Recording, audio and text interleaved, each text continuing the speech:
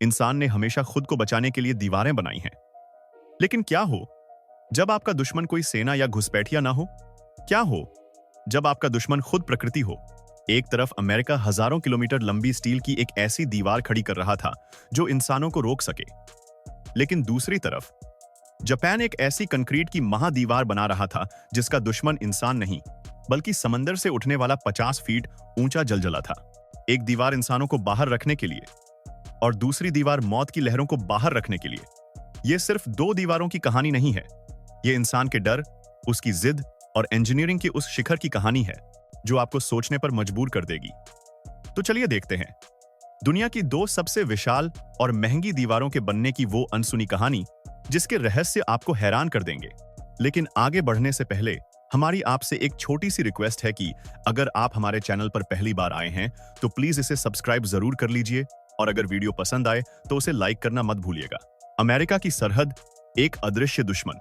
जब Donald Trump America के राष्ट्रपति बने तो उन्होंने एक ऐसे प्रोजेक्ट का ऐलान किया जिसने पूरी दुनिया को चौंका दिया।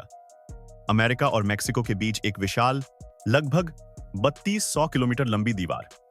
यह दूरी इतनी है जैसे आप भारत के एक कोने से दूसरे कोने तक चले जाएं।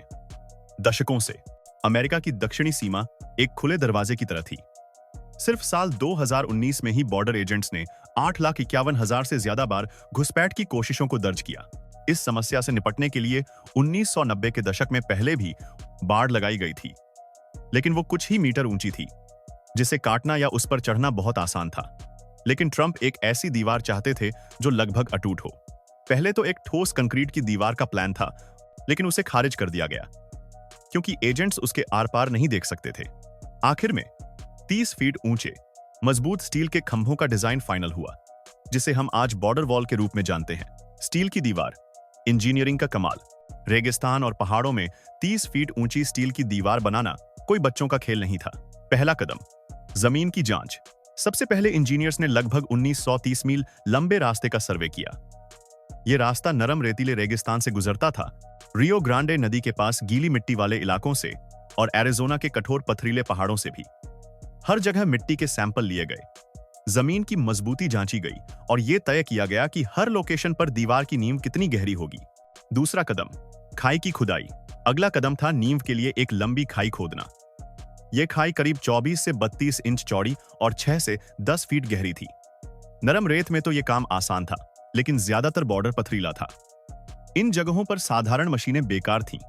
यहां हाइड्रोलिक रॉक ब्रेकर्स का इस्तेमाल किया गया जो लगातार चट्टानों को तोड़ते थे। इसके बाद एक खास मशीन, जिसे ट्रेंचर कहते हैं, ने खाई को और गहरा और सीधा बनाया। ये मशीनें एक दिन में सैकड़ों मीटर खाई तैयार कर सकती थीं। तीसरा कदम, नींव की मजबूती। खाई तैयार होने के बाद उसमें लोहे की सरियों का एक लंबा जाल बिछाया गया, जिसे रीबार फ्रेम कहते हैं। इसके बाद इस जाल के ऊपर कंक्रीट की एक मोटी परत डाली गई। जब कंक्रीट लोहे के जाल के साथ जुड़ जाता है तो यह एक ठोस, अटूट नींव बनाता है जो दीवार को तेज हवा और किसी भी तरह के हमले से बचाती है। चौथा कदम, स्टील के पैनल्स लगाना। दीवार के मुख्य हिस्से यानी स्टील के खंभे फैक्ट्री से ट्रकों में भरकर लाए जाते थे। हर खंभा लगभग 250 से 400 किलो का होता था। इन्हें एक एक करके लगाने के बजाय वर्कर्स इन्हें जमीन पर ही 4 से 6 खंभों के पैनल्स में वेल्ड कर देते थे। इससे काम बहुत तेज हो गया। अब क्रेन एक बार में एक खंभे के बजाय पूरा का पूरा पैनल उठाकर सीधे खाई में रख सकती थी। पांचवां कदम, दीवार को लॉक करना। जब क्रेन पैनल को खाई में रखती तो इंजीनियर्स लेजर लेवल की मदद से उसे बिल्कुल सीधा खड़ा करते। एक छोटी सी गलती भी पूरी दीवार को कमजोर कर सकती थी। पैनल सीधा खड़ा होने के बाद उसके बेस के चारों ओर ताजा कंक्रीट भर दिया जाता था। जैसे ही यह कंक्रीट सूखता, वो एक अदृश्य एंकर की तरह पैनल के निचले हिस्से को जमीन में हमेशा के लिए लॉक कर देता, जिसे हिलाना या उखाड़ना लगभग नामुमकिन हो जाता। कुछ जगहों पर दीवार के नीचे खुदाई को रोकने के लिए जमीन पर भी 5 फीट चौड़ी कंक्रीट की पट्टी बनाई गई। दीवार के पार की हकीकत सालों की मेहनत के बाद सैकड़ों मील की नई दीवार बनकर तैयार हुई। इसने आसान घुसपैठ के रास्तों को कम करने में मदद की। इस पूरे प्रोजेक्ट पर $15 बिलियन से ज्यादा का खर्च आया और इसकी सालाना मरम्मत पर आज भी लाखों डॉलर खर्च होते हैं। हालांकि दीवार ने घुसपैठ को धीमा तो किया है, लेकिन ड्रग कार्टेल ने आज भी इसे पार करने के नए तरीके ढूंढ लिए हैं। साथ ही इसके बनने से पर्यावरण पर भी काफी असर पड़ा है। लेकिन अमेरिका ने तो इंसानों को रोकने के लिए दीवार बनाई थी। पर जापान का दुश्मन इंसान नहीं, कुदरत का कहर था। जापान की जंग समंदर के खिलाफ। जापान दुनिया के सबसे शक्तिशाली और विनाशकारी सुनामी का सामना करता है। साल 2011 में आई सुनामी ने जापान में भयानक तबाही मचाई थी। इस त्रासदी के बाद जापान ने अपनी सुरक्षा के लिए धरती की सबसे बड़ी तटीय रक्षा प्रणालियों में से एक का निर्माण किया। विशाल समुद्री दीवारें जो सैकड़ों मील तक फैली हैं। ये दीवारें इंसानों को रोकने के लिए नहीं, बल्कि पानी की उन दीवारों को रोकने के लिए बनाई गईं जो इमारतों से भी ऊंची उठकर मिनटों में पूरे शहर को तबाह कर सकती हैं। जापान ने लगभग 400 किलोमीटर लंबी सुनामी रक्षा दीवारें बनाई। हर दीवार 45 से 50 फीट ऊंची है और उसकी नींव 80 फीट गहरी है। इस कंक्रीट की महान दीवार का मकसद लहरों को पूरी तरह रोकना नहीं, बल्कि लोगों को कीमती कुछ मिनट देना था ताकि वो सुरक्षित जगहों पर जा सकें। सुनामी रोकने वाली दीवार कैसे बनी? एक ऐसी दीवार बनाना जो सुनामी की ताकत झेल सके, इंजीनियरिंग की एक बहुत बड़ी चुनौती थी। जापान का तटीय इलाका कमजोर रेतीली मिट्टी पर बना है, इसलिए सबसे पहले जमीन को मजबूत किया गया। जमीन में गहरे कंक्रीट और स्टील के खंभे गाड़े गए और पत्थर की परतें बिछाई गईं। एक बार जमीन स्थिर हो जाने के बाद विशालकाय गड्ढे खोदे गए, कुछ जगहों पर तो 20 मीटर से भी ज्यादा गहरे। इसके बाद कंक्रीट का एक बहुत भारी और चौड़ा आधार बनाया गया ताकि लहरों के धक्के से दीवार पलट न जाए।